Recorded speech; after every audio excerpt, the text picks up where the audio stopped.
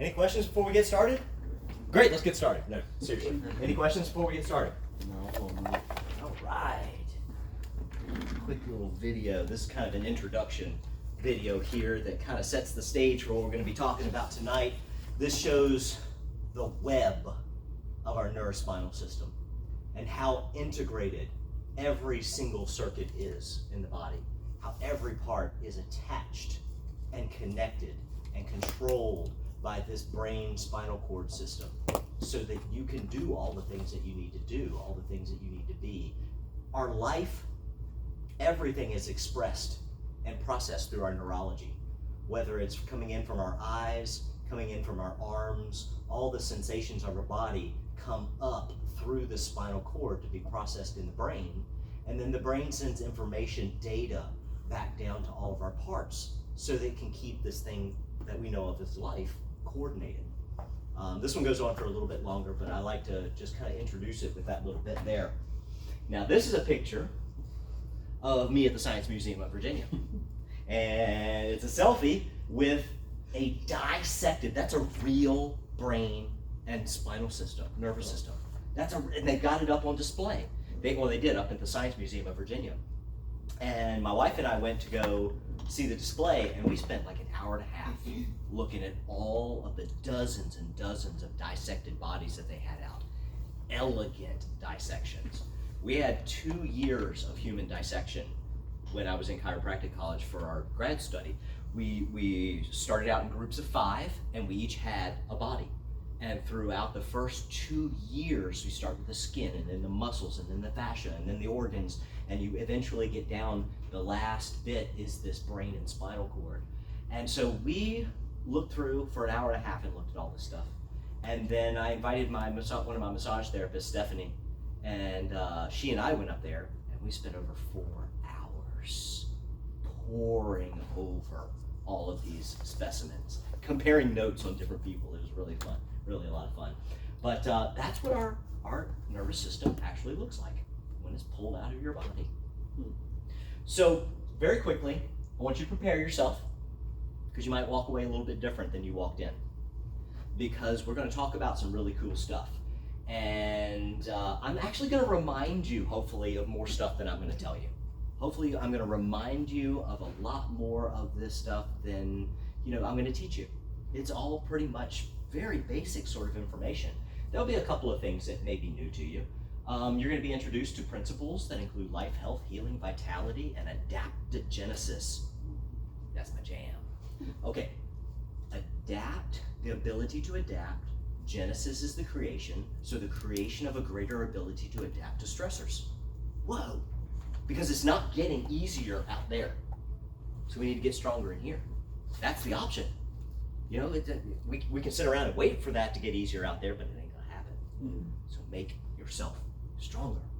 And you may, through the course of this class, see how your lifestyle affects the style of your life. Still need to put quotes under that, because that's one I came up with. So each week has kind of the basic sort of new stuff. And each week I take a little bit different flair on it. So this week's flair is the article that you have in front of you. It's called Making Faces. My grandpa said to me when we were fishing one time, you ain't gonna catch fish if you got a frowny face. And in fact, all you're gonna do is make frowny lines. And that I remember that from a little kid. And he didn't say that, you make smiley faces, you get smiley lines. We're gonna get lines regardless. I want my lines to be all smiley face lines, right? Okay, so the same can be said of your posture. If I make frowny posture, my stuff's gonna get stuck like that. Like if you make smile faces, you're gonna get kind of a smiley face stuck to your face. If you make grumpy face all the time, it's gonna kind of stick to your face as well. So the idea here is, let's look at some of the things, some of the things that you can do to promote this smiley face with your posture. Because, like I said, you're gonna get lines one way or the other. So, has anyone ever asked you or told you you make faces like that, it's gonna get stuck? I mean, that's the idea of it. If you keep making the same grumpy posture, you're gonna end up with the same grumpy posture, and it's gonna get worse and worse. And what we can see in x-rays, now this is an x-ray of the side view of the neck. Here you see the teeth and the back of the skull, and it should be this nice arc right here that allows for a spring. And as we start to make grumpy posture and our head goes more and more and more and more forward, it starts to wear itself out. And if we look at the bone models, we can see this disc right here is a nice healthy one. That one's done got squashed down. That's at this level right here, and it's lost its proper alignment. This one has lost its proper alignment for a while, and it starts to get, like, I call them barnacles, bone spurs all around it. And if it gets to this level without being straightened out, then you get this deterioration where it wears out, like a car that's got a bad alignment, or shoes. If your rear end is out of alignment, you start wearing shoes out more and faster than you're accustomed to. So talking about making faces, we're going to keep that idea in our mind's eye about upright posture and making smiley faces. So what is the purpose of this class, chiropractic and the adjustment? That's kind of what we're going to delve into next, because it's not what I thought it was at all, and it's probably not what you think it is. Well, you might know. It's probably not what you think it is. I was into chiropractic already. I was enrolled in school when I found out the depth of chiropractic science, art, and philosophy. And we're going to touch on this. Because I was all in, I say with the 10%. So I was all in at the beginning, coming up on 30 years ago now, my first chiropractic visit. I was originally an EMT working on the rescue squad. I got thrown up on one really bad time, and I'm like, I'm done with this. So I threw away my coveralls, and they're like, we need to clean out the ambulance. And I'm like, no, I quit. Like, we got to clean it up. I'm like, what do you not understand about the words I quit? I don't work here anymore. And so I left because I didn't want to deal with that. Blah. And so what am I going to do with all these science credits and all this science education I had? Well, I decided I wanted to be a teacher. So I taught earth science and biology for a year. And at the end of that year, I was ready for the blood, guts, and gore and the vomit all over again, because I was not cut out to be a science teacher for high school. So I was like, I'm not going to do this. So what am I going to do? I was ready to go back to the blood, guts, and gore. So I enrolled in medical school. And here I was at MCV up in Richmond, just getting into the program and getting into a car crash. And my mom's like, you got to go to my chiropractor. And I'm like, ain't going to no chiropractor. No way. I doubled down, crossed my arms, crossed my legs, crossed my eyes. I wasn't going to have any of it. I was a med student. I wasn't going to have any of this chiropractic stuff. It didn't make sense to me.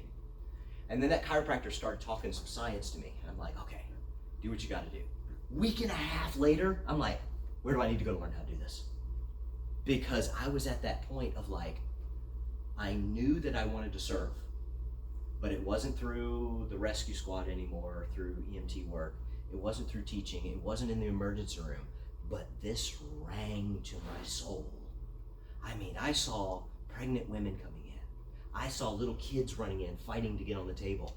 I see that all day, all the time now. And I see, all little old people with their walkers, their canes or whatever coming in like, hey doc, what's going on? And they come in, they get adjusted, and they go back and they live a more fulfilled life, about able to engage in life. Because I feel like we're here for a reason. I feel like we drop into this physical, we incarnate for a reason. We're not here just willy-nilly. I think that we're here for a purpose. And if our body is jacked to the point where we can't participate in life, wouldn't it be sad if you incarnated into this world and then you didn't accomplish what you came here to do? Man. So that's another higher level conversation. But that's what I want to have with you guys, is not just, ouch, it hurts here. We're going to look at like the other 90%. There's so much more, because only 10% of your nerves feel stuff. 9 out of 10 of your nerves, you can't feel. Like right now, tell me what your spleen is doing. I don't know. How about your fourth left nose hair? Yeah, I got no clue what that one's doing right now, right? Okay, so 10% of the nerves feel stuff. 90% of them are doing the business to keep you alive, okay? So every aspect of our existence is processed through the interface of our neurology. So, what did historical figures know that I didn't know? Well, Nikola Tesla. Ever heard of this dude? Like physicist, like brainiac physicist, right? He said, if you want to find the secrets of the universe, think in terms of energy, frequency, and vibration. How about Einstein? You ever heard of him? Yeah. He said everything is energy and that's all there is to it. So we stop right now. That's all there is. Yeah, that's all there is to it. So 1930, 1938. Ooh, we're going to jump back in time just a little bit to 1895. Palmer. Yes. So D.D. Palmer discovered chiropractic in 1895. He said life is the expression of tone, magnetism, and vibration. Now, D.D. Palmer thought he had the cure for deafness because the first person that he adjusted, his hearing came back. And he's like, ah, ha, ha. And so he started going around the town of Davenport, Iowa, and like rounding up all the deaf people and doing the same move to them, and nobody else's hearing came back. And he's like, well, what happened here? And so he started to look at the neurology of that bone was displaced and it was compressing on a nerve that went to Harvey Lillard's hearing. And when it was restored, when the connection was back again, then he could hear. It's like restoring the connection on your cell phone when you drive through Lively. Like you go through, just before Lively, that little dip, it's like, you're gone, you were there. And then you get to the other side, you get through that obstruction, and then you have communication again. So Hippocrates, may have heard of this guy. He's like the father of medicine. The Hippocratic Oath, first do no harm. Well, Hippocrates, back in 400 BC, said look well to the spine for the cause of disease. So when was the last time you heard that in a medical doctor's office? Oh, you're coming in today? Well, Hippocrates, the founder of medicine, said we better check out your spine first. Before we do anything else, let's check that out first. So this is a slide for another class that I do, another workshop, and it's about the intelligence of your body. But I leave this one in here because I want to amaze you with how organized our universe is. You are part of this universe. Okay, universe. Uni means one, verse means, the song. So it's all one song. We're all little bits of this one song. So when we look at the organization of how our universe, how our solar system, how our planet works, we've got our moon that's orbiting around, and its gravity actually pulls the water up. So as the moon goes around, it's pulling this bulge of water in its direction. And as it goes around, it pulls that around. It's so precise that we can do tide charts years and years and years ahead of schedule and know what the tides are going to look like. Amazing. We look at our solar system. Look at the organization of this. Sun, all the planets going around. Now step back and realize that our sun's moving too. Our sun's moving through the galaxy, and it's trailing all of these planets along behind like a little kaleidoscope of planets swirling around. So if our sun is moving like this, and the planets are going around like this, so let's say today is Nate's birthday.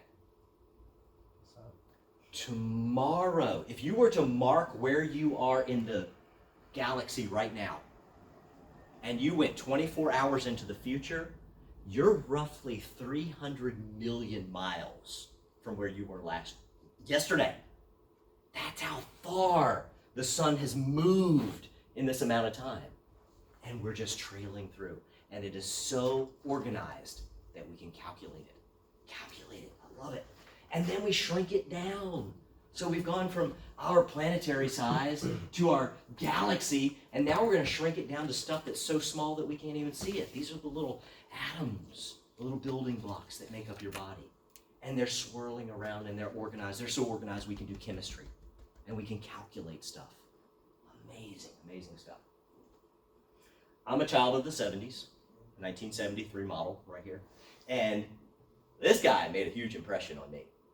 In 1980, Empire Strikes Back comes out. And Matt hears this little green guy say, "Luminous beings are we." And I'm like, ooh, I get chills all over thinking about it. That hit me. It was like, whoa, that stuck with me for a long time. Luminous. So luminous means lit up. Like the light bulb on my projector right here is luminous and it's lighting up, okay? So it's emitting light. You realize you emit light? Like if you I can't see the light emitting from you. I see right now the light that's bouncing off of you, not the light that you're emitting. But if I dialed my eyeball to the level that I could see heat, you remember the movie from the 80s? It was called Predator, where Arnold Schwarzenegger was getting chased by this alien that could see the heat coming off his body? Like the heat coming off his body. Heat is light, is radiation. So you're like leaking out radiation at me right now. Radiation that is actually invisible, because we can only see, with the calibration of this eyeball, we can only see this visible light. I can feel the heat coming off of that. So I can feel this heat. Can't see it, it's invisible. Now if I dial my eyeball all the way over to this side, then we're getting into like X-rays and gamma rays and Incredible Hulk sort of stuff. That stuff's invisible too, but it's all light. And I hit this really hard with light because you're going to see in just a moment that the main thing that chiropractors do is turn your light back on. Turn it back up. Here we go.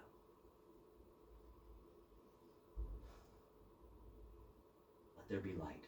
Biophotons. These are the little packets of light that you're beaming off of me right now. And when you look at, here we have 9 circles.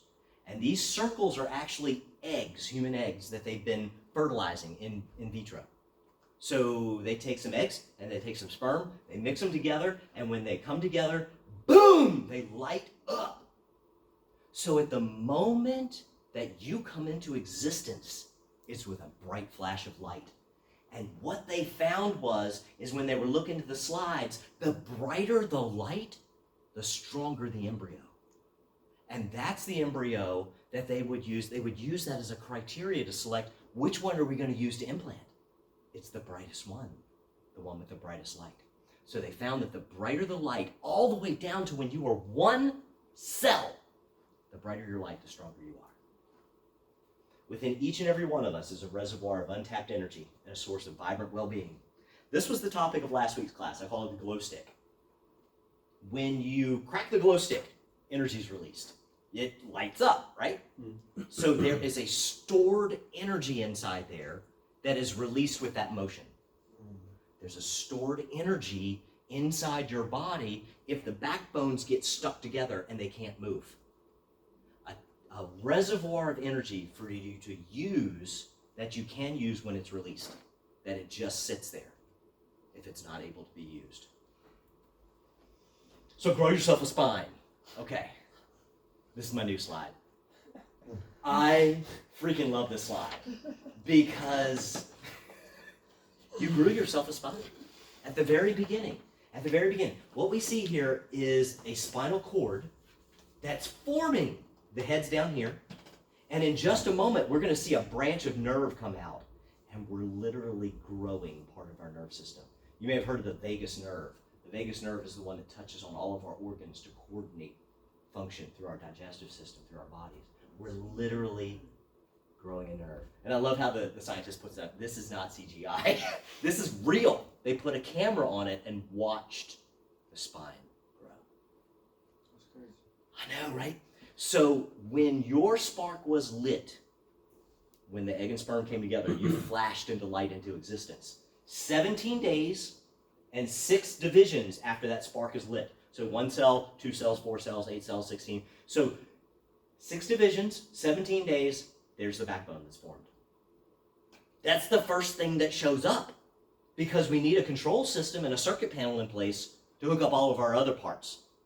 It's like you put the wiring system in before you put the appliances in. Because you need to have that wiring system in place to run the juice to the appliances, right? So here's the big word that I'm going to introduce tonight. This is probably one of the newer words here for you guys. It's called subluxation. Vertebral, meaning backbone, subluxation. And it's a fancy word, but it's got 3 parts, like submarine. Sub means below, marine means water. We got it. Sub, below, lux is that life energy, those biophotons, okay? Light energy and state of being. So a subluxation is where you have a dim light bulb, of where you don't have enough voltage, enough juice, enough amperage to run all your stuff. And I call that a dim light bulb. Subluxation dims the light. Clearing that subluxation is like a rheostat that turns the light back up again. Because remember, the stronger your light, the stronger you are. Right from your original cell. Another really cool video. All right, so new technology. I love new technology. Here we have a motion image of an MRI. Okay, so this is a brain scan. We've got the brain here, we've got the spinal cord, here's the chin, there's the nose, just to give you some landmarks. In a moment, we're going to see this in motion. And you're like, but my brain, who's got the brain? Hold it up. Squishy brain, squishy, yeah. We got squishy brain inside there. It's protected by this helmet called our brain bucket, right? Okay, so inside of our brain bucket is this brain, and it moves. It jiggles. That's what the anatomists say. They say the brain jiggles. Mm-hmm. And it jiggles with the rhythm and wave of the heartbeat. So this is how much your brain moves inside of your skull with every beat of your heart. And here, after this sleeping dude, we're going to see a picture over here that extends it down a little bit further into the neck, where you can see that rhythmic pulse. Remember, Mark, when we were talking about the ropes earlier, mm-hmm. that motion right there? Mm-hmm. Our heart beats, and it sends that same rhythmic pulse up to our brain. And if there's something in the spine that kinks that hose, it's going to disrupt that pressure beat. And it's going to disrupt information flowing in and out of the brain. I could just sit there and watch that. Brain jiggles. I love it. That's their term. Brain jiggles. Now, this is one of my greatest mentors, Dr. Arnaud Bernier. He passed last year. And this quote is what his chiropractor said to him years and years ago when he showed up in this chiropractor's office in Paris, France. Now, I speak fluent redneck, okay? So pretend that I'm speaking eloquent French when I say this, but English French, you know, oui, oui. There's nothing I can do with what is wrong with you. What I can do, however, is address what is right in you. You cannot fight darkness, you must turn on the light. Remember, the brighter your light, the stronger you are. You cannot fight disease, you must turn on life. You can't fight darkness, you turn on the light. That's how you dispel the darkness. You flip the light switch on. Okay? Great. I like that. The neurospinal system. The squishy stuff. All right. So, this slide, I can teach this whole class from this slide right here. Because it has the brain, it has the spinal cord, and it has the bones. And the squishy stuff, the brain and the spinal cord, is protected by the suit of armor called our spinal bones. Spinal bones. Let's have that one right there. Thank you. Thank you for participating. So,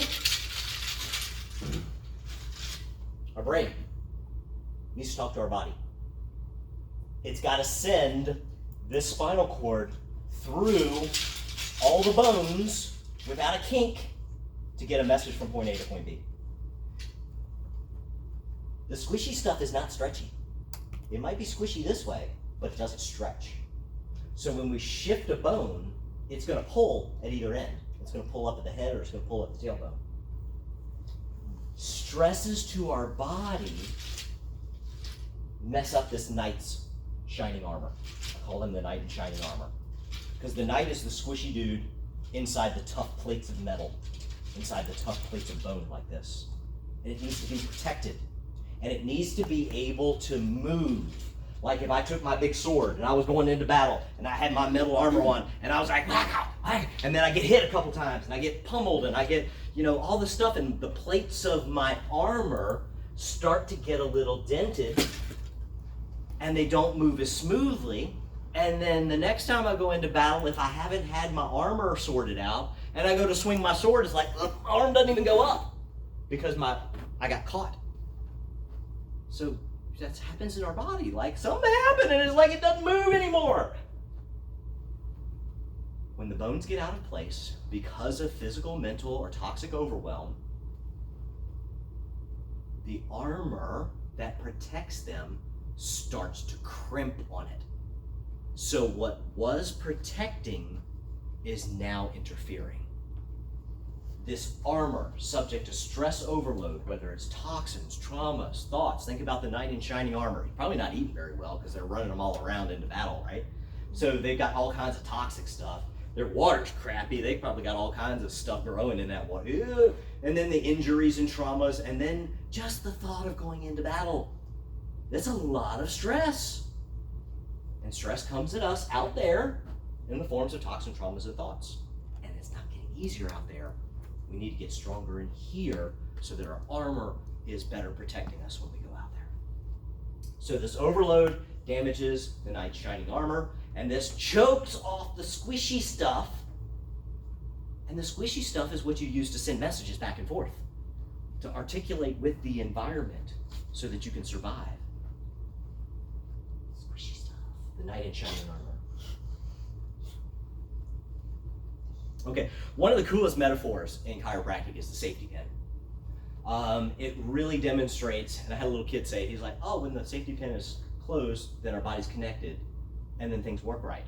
And that's a state of ease, as opposed to dis-ease. Not diseases, but dis-ease, a lack of state of ease in the body. Mm-hmm. And that's because there has been a disconnect. Our brain wants to tell our body stuff, and our body wants to go, yep, I heard you.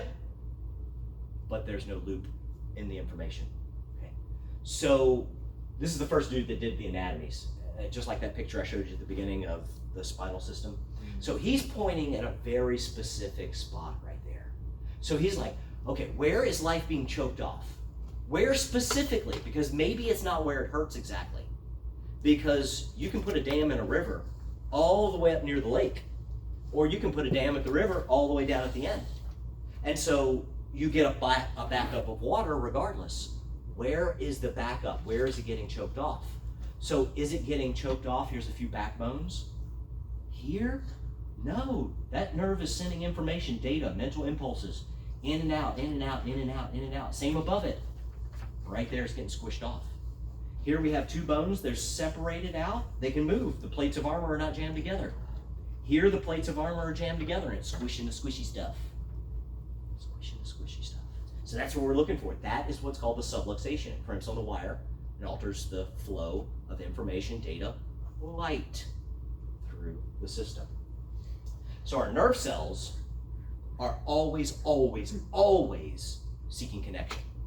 Just like humans do on a bigger scale. We're looking for connection.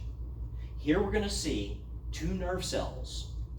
Now we don't get a lot of new nerve cells throughout our life, but we sure enough can make more and more connections between the ones we have. And here we have two nerve cells. They're yearning for connection. They're reaching out and exploring. And here, boom, they lock up. Amazing. And that just created so much more networking in your neural plexus up there. Awesome stuff. Awesome stuff. So the autopilot. Were we talking about the brake pedal, gas pedal? Yeah. Okay, yeah, this is the slide, the brake pedal, gas pedal one. So it's like our bodies are a car, and we're constantly having one foot on the brake pedal, one foot on the gas pedal. And that keeps us in balance. It keeps us at the proper speed for physiology. Because if we've got too much gas pedal, then we get hyper conditions. Like I've got something that's just too much. Or brake pedal. I've got a hypo condition, hypothyroid, hypoglycemia, hyper. Okay, too much, too little. That balance point is what you may remember from school as homeostasis, that balance point of the body's physiology. So here we have, and this is what you guys will get a chart of. Susie was telling you about the chart. It has all the different parts of your body. It has the particular wires going to the backbones. And so when we figure out which backbone is out of whack, she's going to highlight the bone, the nerve, and what organ it goes to. And here we have, for example, the heart. We've got green ones and we've got yellow ones. Remember, let's see, blue and green here, or blue and yellow. So the greenish blue ones here are the slow them down nerves. So these nerves, when they act in, they slow your heart rate down. They chill, like when you're in meditative state, right? It brings you down into that chill state where this is the dominant nerve. So it brings you into that calm state. This one right here gets you fired up. And that balance between fired up and calming down is what we call normal physiology. And when they get out of balance because your wire is squished on, that's when chiropractors come into play. Here's D.D. Palmer. This is the founder of chiropractic. Remember 1895? He wrote his first textbook in 1910. And he said the principles of chiropractic should be known and utilized in the growth of the infant and continue as a safeguard throughout life. Kids are really important in this office. You may look around and be like, yeah, I really, you are in a kid's chiropractic office. But here's the cool thing, is that there is a kid living inside of you who is full of joy, who's full of life, who is energetic, that I want to see more of. And when your body is functioning the way it's supposed to, that youthfulness tends to come out of you. Okay. Next level, okay? Next level. I'm going to add a little bit of that next level stuff in here because I think you guys are worth it. The purpose of the adjustment is to reconnect man the physical with man the spiritual. Oh, to reconnect the physical with the immaterial. That's what we're talking about here. Yeah, we can talk about, a bone putting pressure on a nerve affecting it. But what is that there for? It's to connect this physical matter with the immaterial spirit. And that's what he said back in 1895 the purpose of this stuff was for. Dr. Joe Strauss. The body's smart, real smart, smarter than we are, and we're not that dumb. The body's smart. Like right now, anybody can snap their fingers? Can anybody snap their fingers? All right, do it. 1 second. 1 second. 1 second. 8 million. 8 million. 8 million. 8 million. Okay. 8 million new blood cells you just made every second. 8 million blood cells. And on top of that, it took 8 million old and busted ones out of the cycle. So they only last about 3.5, 4 months or so. That's all they last for. So you're constantly making new ones, constantly taking old ones out of the system. While you're doing that, you're making earwax, nose hairs, and toenails. Right? Like all at the same time. And they talk about chewing gum and walking at the same time. This is what your immune system is doing. Your National Guard. Okay, so the National Guard, the white blood cells of your body, the ones that go around and gobble up bacteria, we're going to watch them. Because my National Guard that watches over my internal state is like these guys, okay?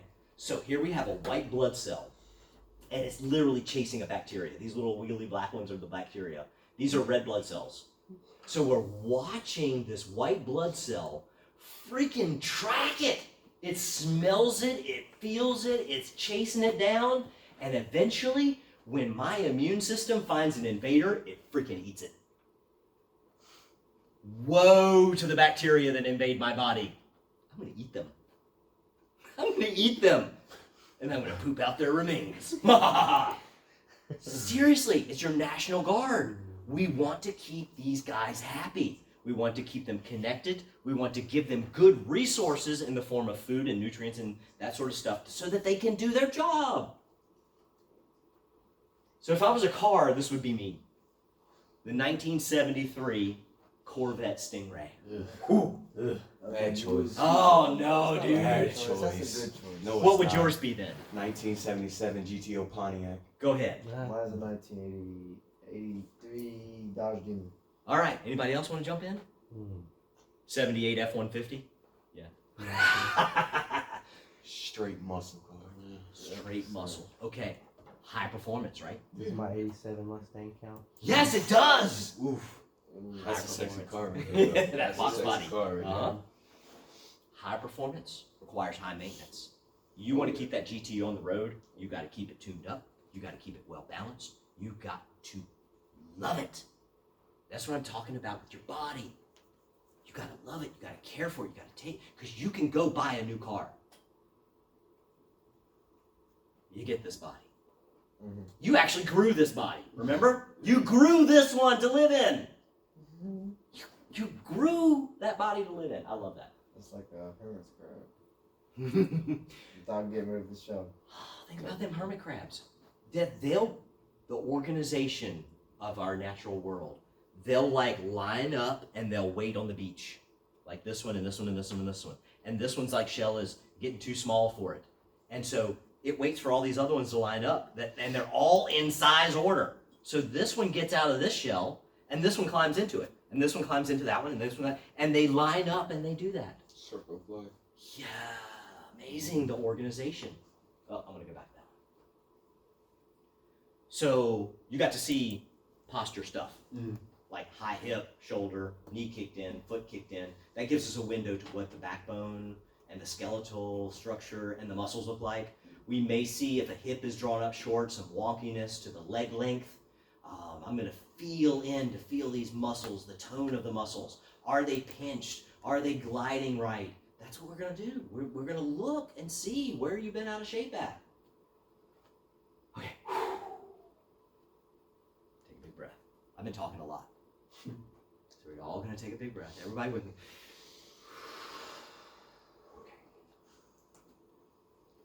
The tree does not break. It bends in the wind. You know, you gotta bend with the wind. Like that bamboo. It take a lot of force to knock that bamboo down. Bruce Lee said pliability. Pliability, the ability to respond, to be soft, to respond to stress, is life. Rigidity is death. Yeah. It's actually one of his best quotes, I'm not gonna lie. He's got a book one is the called... one that he goes like, be like water. That's Check the book out. Okay. The audiobook is on Spotify. One of my top 10 favorite books, Be Water, My Friend, Yes. is the title of it. You could be still, it'll take the shape of any form it's in. That's one of my favorite quotes by Bruce Lee. You are almost, if we just separated out all of your stuff, most of you is that water. Yeah. So keep that flow of water going through your body like a mountain stream versus swampy, yucky, gooey water. Mm-hmm. Here's another one from him. I think I played this one on you earlier too. You got a whole bunch of them earlier. Knowing is not enough, we must apply. Willing is not enough, we must do. Discipline is choosing between what you want now and what you want most. Do I necessarily want to get up at 6:15 to do my training, to get my body ready to be here, to serve first thing in the morning? Well, I do now because that's what I want more. I want this almost 52-year-old body to function high performance like that Corvette or the GTO. You know, last week there was a fella sitting in that exact same seat that said the same thing about a GTO. Yeah, bro, that's a sexy car. It was one of the last years they made full metal on metal GTO Pontiacs. Yeah. Was the 77, the year, the 1970s. Mm-hmm. 70s were great, man. 79. You missed it. You did. Hey, good years. Oh, so how do you participate here? How do you receive care in this office? By yourself, as a couple, or a whole freaking family? We have options for everybody. We have memberships, or you can do one at a time. If you do memberships, we have auto draft to make it streamlined.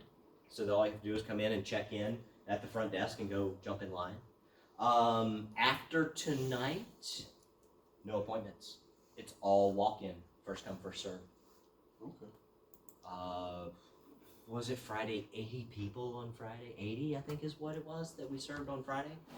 So sometimes it's like you roll right in and you go right to the table. Sometimes you're here among some of your new friends, maybe a dozen or so of your new friends. I've been coming here for so long. I've got at least one person to talk to every time I come in here. At least one person. Restore that connection. Get your plug back in. So we check for those subluxations, we adjust, we recheck frequently. I'm going to say at the beginning, try to get here as often as you can. Because it's like going to the gym at the beginning. If you don't hit it hard at the beginning, you're not going to see results as quick. You got to hit it hard at the beginning. And then you can find your rhythm. Find out what frequency works best for you to keep you at that high performance level.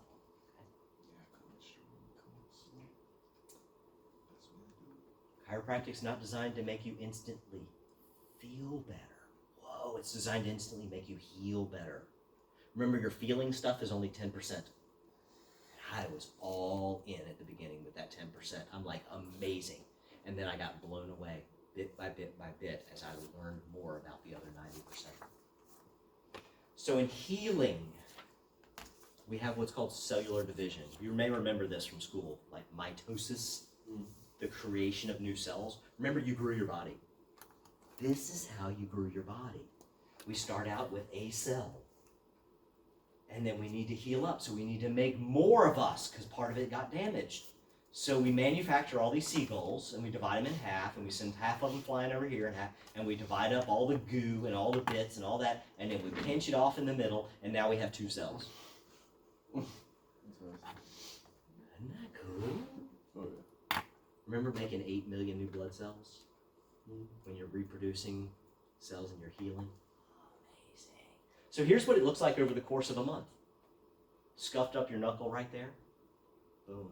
8 day, 9 day, 10 day, 14. It takes that long for a I won't be paying attention that long. That's a miracle right there.